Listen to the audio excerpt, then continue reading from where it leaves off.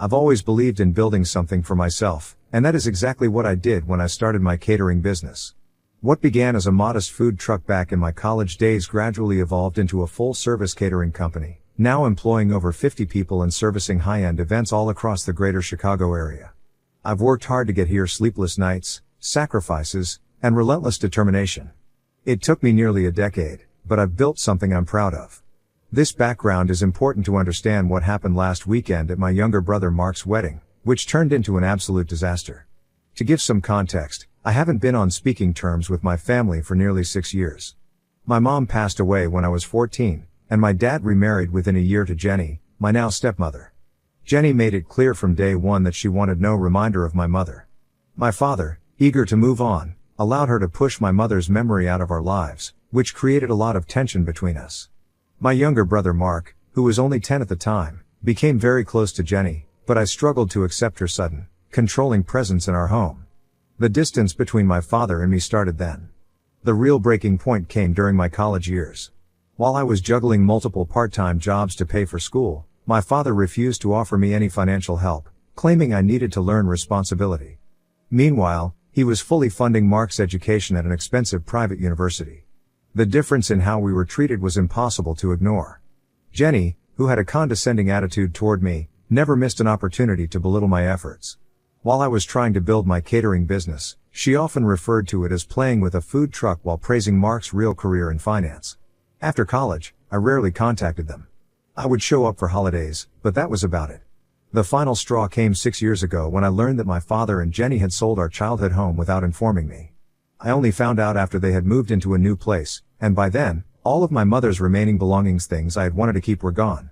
When I confronted my father about this, he told me I was being overly emotional and needed to move on with my life. That was the moment I decided to go no contact. Fast forward to last month, I unexpectedly received a formal invitation to Mark's wedding. Along with the invite was a handwritten note from him, saying that he missed me and wanted to repair our relationship. After a lot of thought, I decided to give it a chance. Despite our family history, I figured it was worth attending.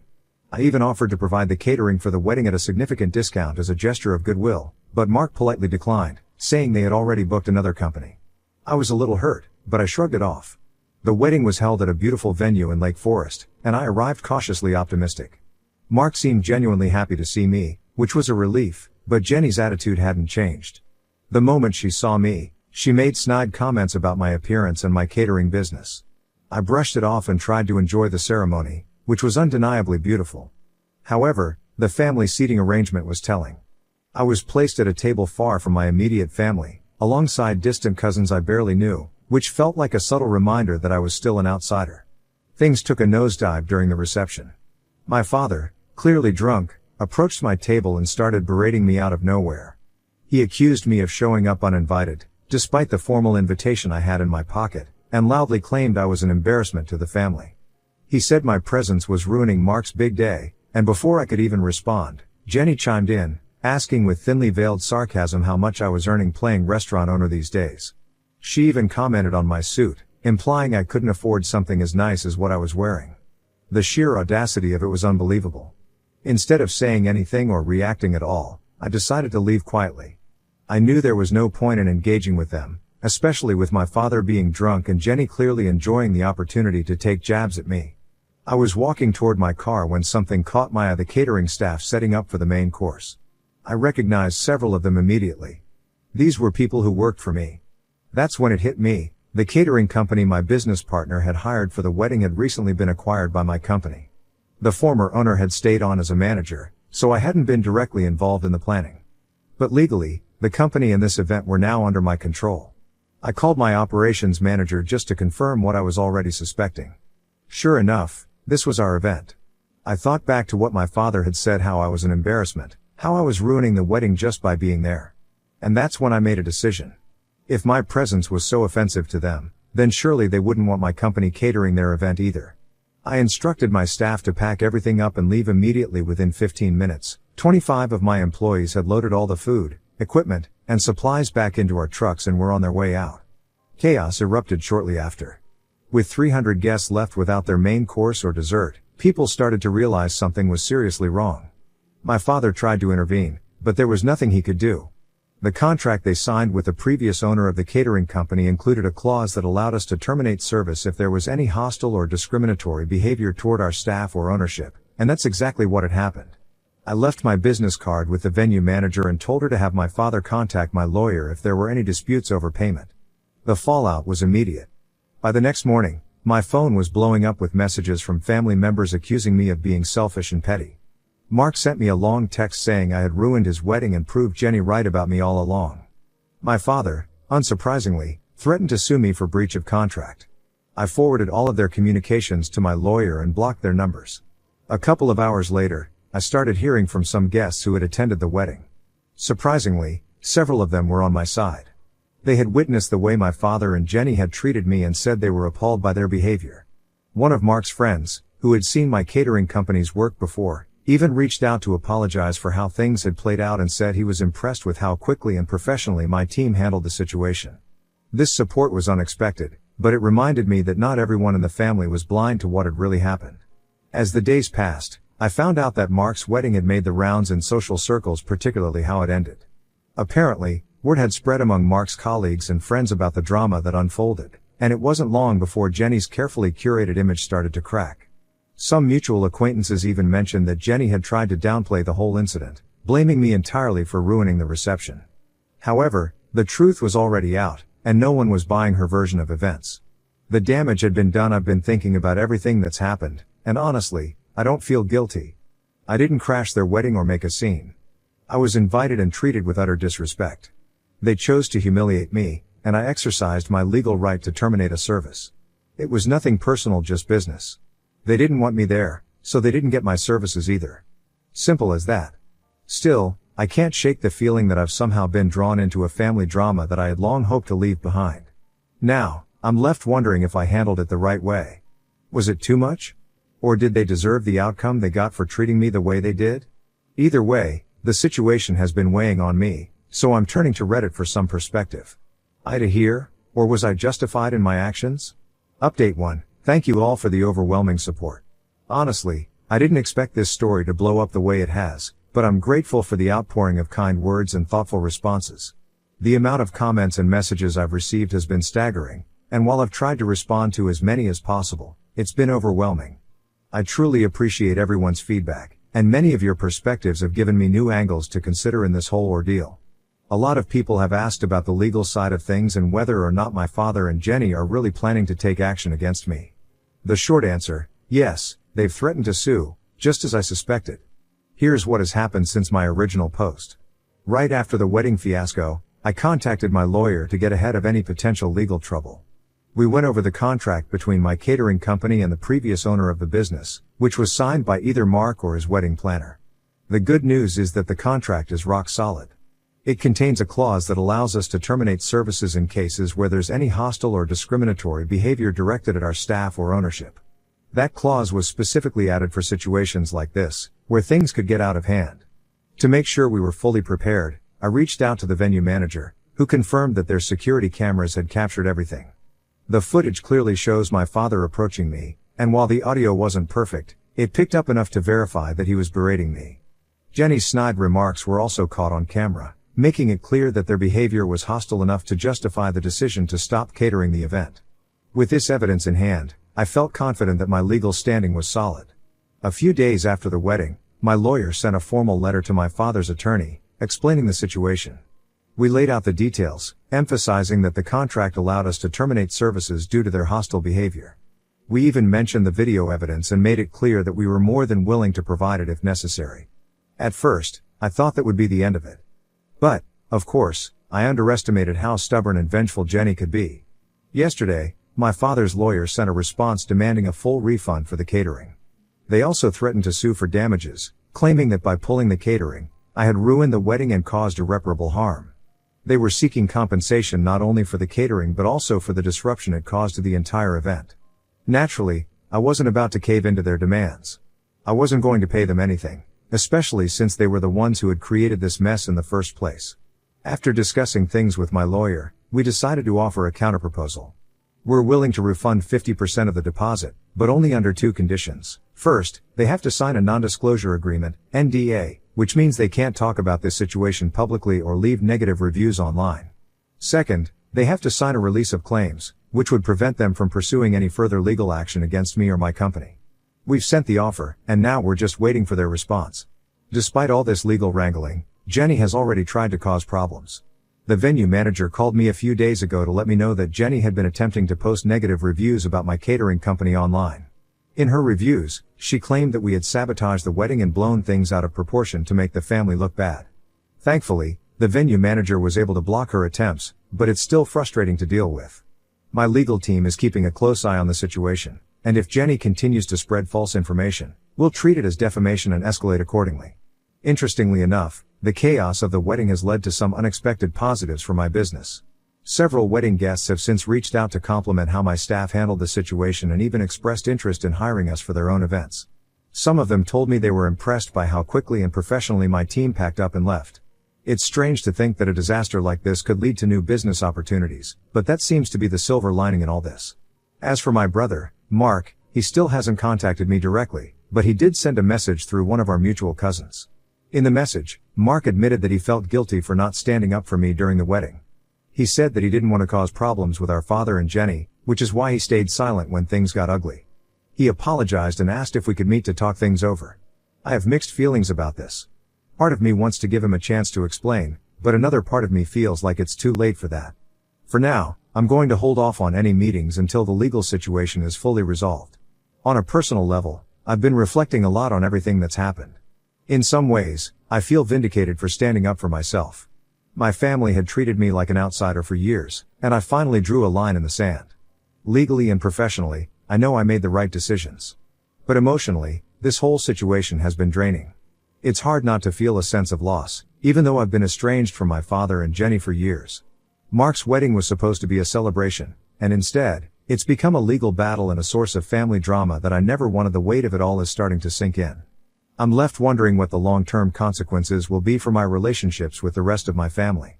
Will things ever get back to normal? Can I ever repair my relationship with Mark, or is the damage too deep?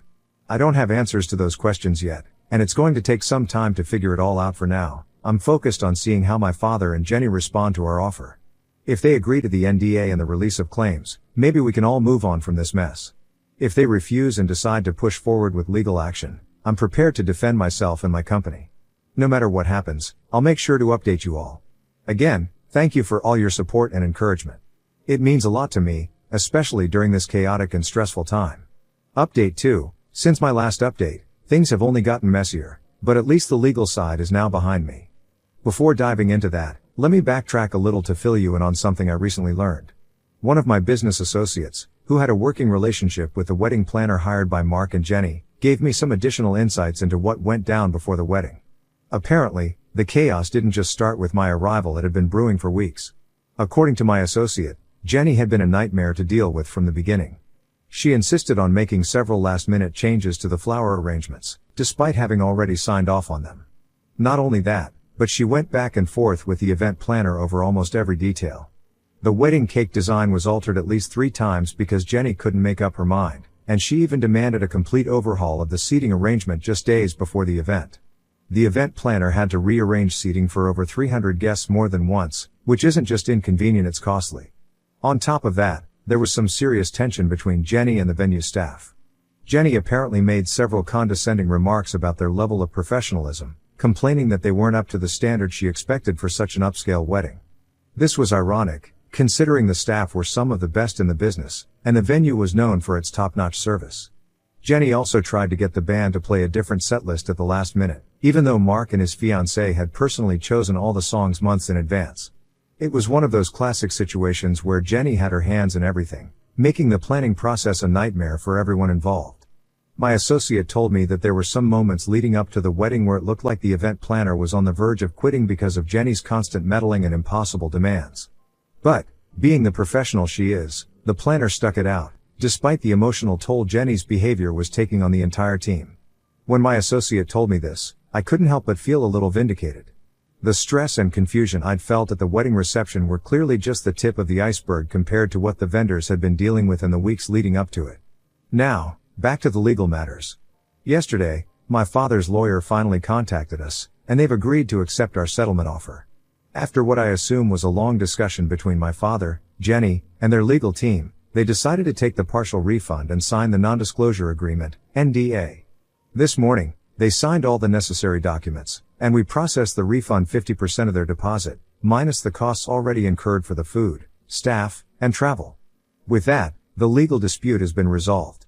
The lawyer's letter was formal, and they didn't bother to include any sort of apology or acknowledgement of what really happened, but I wasn't expecting one. The important thing is that they agreed to the settlement, and I won't have to worry about any further legal repercussions from them. However, while the legal matter may be over, the personal fallout is still ongoing, and it's only getting worse. One of the more disturbing developments is that Jenny has been actively trying to undermine my business since the wedding. She's been calling several of my employees, trying to fish for information about how my company operates. Thankfully, my staff are loyal and know better than to engage with her, especially considering the circumstances. We've instructed all employees to direct any and all communications from my family straight to our legal department. But it doesn't stop there. Jenny has also been reaching out to some of my business partners on LinkedIn, spreading false claims about my character and accusing me of ruining her son's wedding on purpose.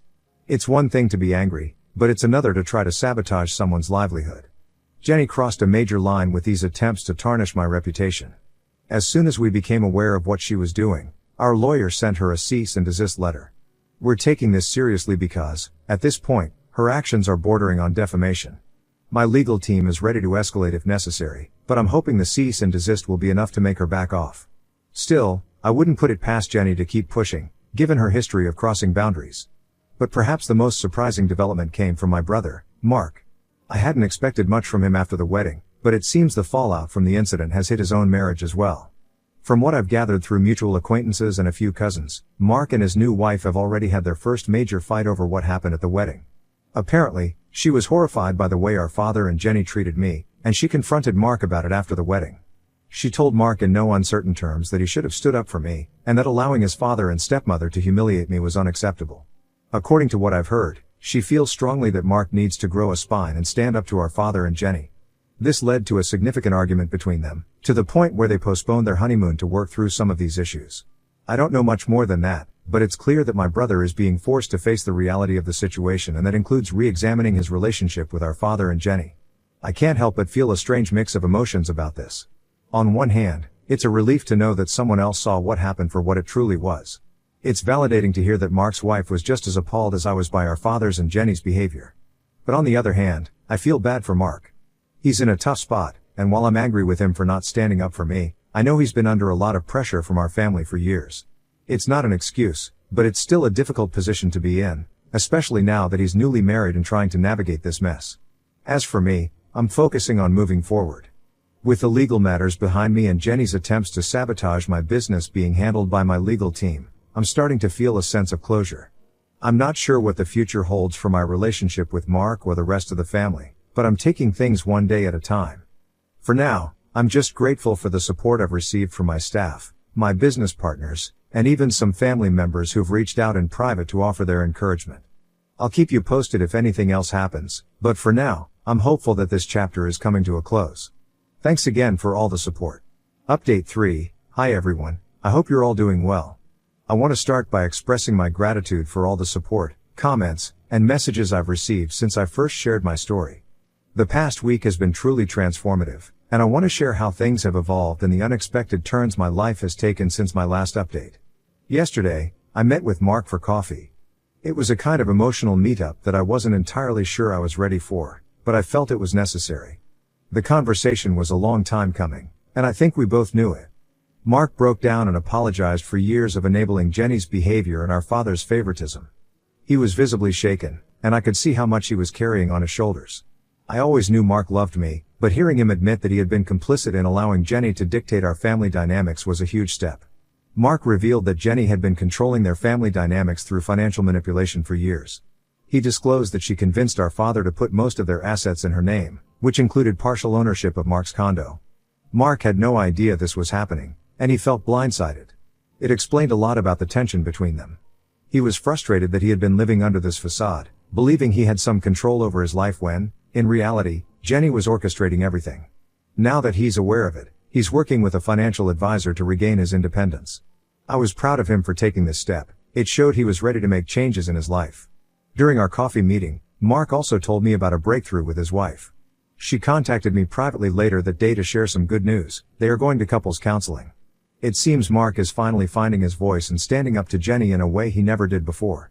They are actively looking for a new condo, one that will be solely in their names, not tied to Jenny in any way. This was a huge relief to hear. It sounds like they're setting boundaries and taking back control over their lives, which is a journey I hope continues for both of them. Additionally, Mark's wife mentioned that they're planning a small vow renewal ceremony in a few months. This ceremony will have different in-laws seated at the family table, meaning they're taking active steps to redefine what family looks like for them. Hearing this warmed my heart. It seems they are committed to building a new family narrative that doesn't include the toxicity that Jenny and my father have brought into our lives. As for Jenny and my father, they've surprisingly gone quiet since signing the NDA. Through some mutual acquaintances, I've learned that they are facing social consequences in their country club circle. Apparently, they had been telling a very different version of our family story to their friends, painting me as the villain.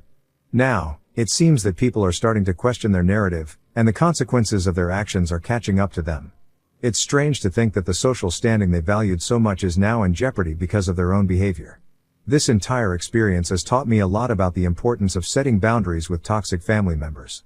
Sometimes the hardest decisions, like maintaining those boundaries or standing up for your principles, are the right ones, even when they cause short-term chaos. I've come to realize that standing firm in my truth, despite the backlash, has led to unexpected growth and healing in other relationships. I'm grateful for the community's support. Many of you have reached out to share your own experiences with toxic family dynamics, and it's comforting to know I'm not alone in this. I hope my story can help others facing similar situations. I've realized that life is too short for toxic relationships, but it's never too late for genuine reconciliation with those who are truly sorry. Looking ahead, I plan to maintain my boundaries with Jenny and my father. They've shown me who they truly are, and I have no desire to re-enter that dynamic. However, I'm cautiously optimistic about rebuilding relationships with Mark and other family members who are willing to interact respectfully. I think there's a chance for us to reconnect, especially since Mark is now aware of the need for healthier boundaries. As for my business, things are going better than I could have anticipated. In the wake of the wedding incident, I received several inquiries from potential clients who were impressed with how my staff handled the situation. They appreciated the professionalism we maintained despite the chaos. Our reputation has actually strengthened in the local community, and we're experiencing a surge in bookings as a result. It feels rewarding to know that my hard work over the years is paying off and that I'm being recognized for the dedication I've put into my company. I also took the time to meet with my employees to discuss the incident. I wanted to ensure they felt supported and acknowledged for their professionalism during a challenging event. The feedback from them was heartwarming. Many expressed their appreciation for the strong company culture we've built together, which made me feel proud as a leader. It reinforced my belief in the importance of treating employees well and fostering a positive workplace environment. To those who asked about future family events, I'll continue to maintain my boundaries with Jenny and my father. But I'm excited to explore the possibility of re-establishing connections with Mark and other family members ready to interact respectfully. It's a fine line to walk, but I'm hopeful. Life is too short for toxic relationships, and I want to focus on the positive connections that bring joy and support into my life. Thank you all for your unwavering support, awards, and kind messages. They've meant more to me than you know. I might not post updates moving forward, but I wanted to share this final update to let you know how things have changed for the better. I hope you all take care and remember that it's okay to stand up for yourself, even when it's hard. You never know how it might inspire others to do the same.